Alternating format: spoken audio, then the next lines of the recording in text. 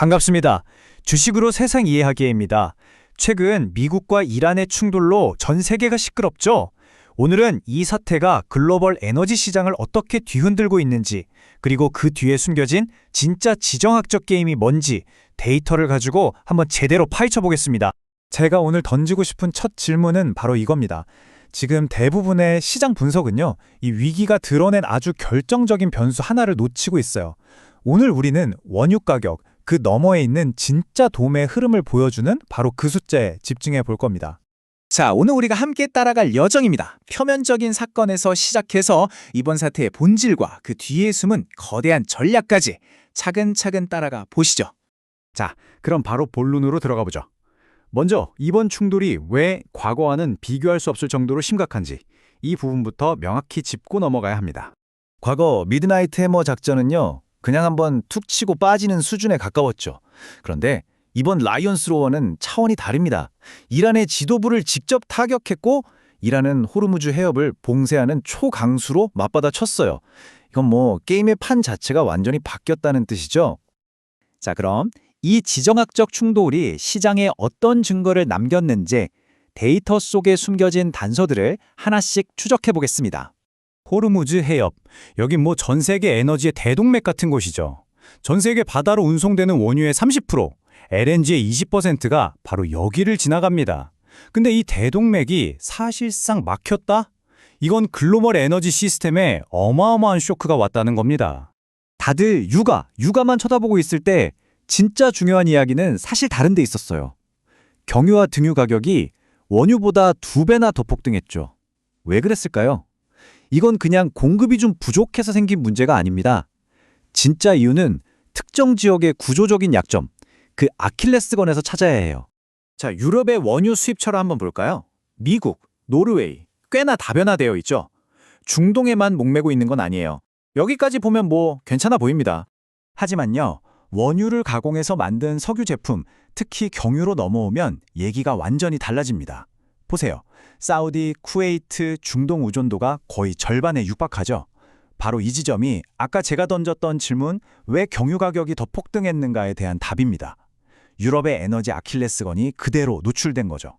LNG 시장은 상황이 더 심각합니다. 유럽은 러시아산 가스를 피하려고 미국 같은 다른 공급처를 열심히 찾았어요. 그런데 그동안 아시아 국가들은 오히려 카타르산 LNG에 대한 의존도를 더 높여왔습니다. 근데 하필 바로 그 카타르의 생산이 멈춘 겁니다. 아시아 시장이 그야말로 직격탄을 맞은 거죠. 그럼 이 에너지 대란이라는 태풍 속에서 어떤 산업은 웃고 또 어떤 산업은 울고 있는지 그 명암을 구체적으로 분석해 보겠습니다. 업종별로 한번 뜯어보죠. 먼저 정유업. 단기적으로는 원유와 제품 가격 차이, 즉 정제 마진이 벌어지니까 웃고 있어요. 하지만 길게 보면 원유를 구하는 것 자체가 리스크가 되죠. 화학산업은 원료인 나프타 가격이 급등해서 당장은 어렵지만 경쟁사들의 공급이 막히면서 중장기적으로는 기회가 될 수도 있습니다. 반면에 전기나 가스 같은 유틸리티 산업은 제일 힘들죠. 연료비는 오르는데 요금은 묶여 있으니 이건 단기, 장기 모두 어려운 그림입니다. 자, 이제부터가 이 분석의 하이라이트입니다. 지금까지 본 건 현상이고요. 이 현상들 뒤에 숨어있는 본질, 미국의 진짜 속내가 뭔지 한번 파헤쳐 보겠습니다.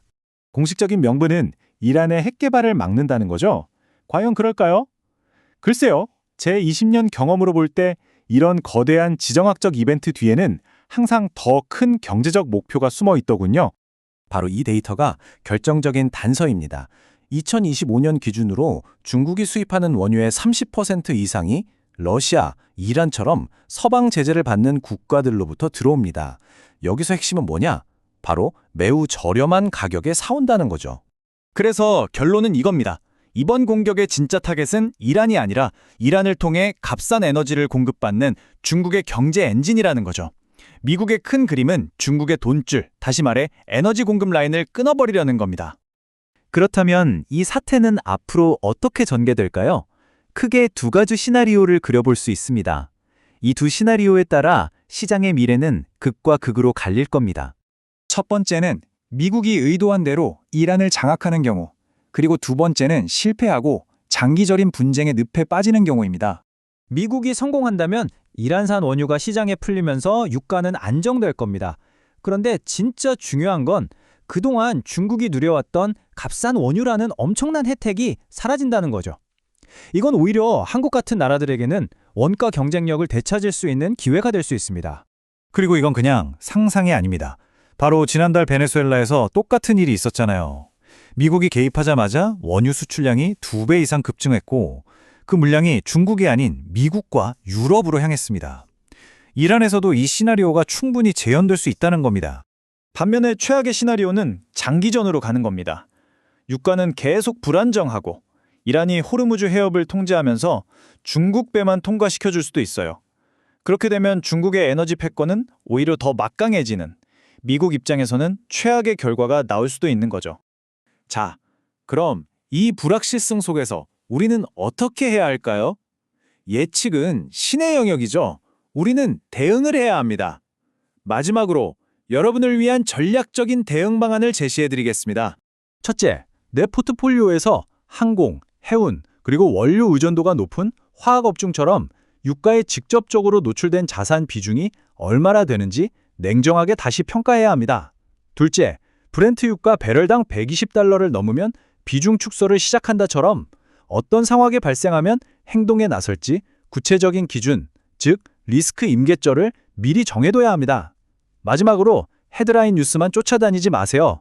진짜 프로들은 유가 그 자체가 아니라 아까 우리가 분석했던 경유마진이나 호르무즈를 지나는 중국 유조선의 움직임 같은 핵심 데이터를 봅니다. 꼭 기억하십시오. 시장은 미래를 맞추는 곳이 아니라 어떤 상황에서도 살아남도록 대응하는 곳입니다. 오늘 분석이 여러분의 생존 전략을 세우는데 조금이나마 도움이 되었기를 바랍니다. 이상 주식으로 세상 이야기였습니다.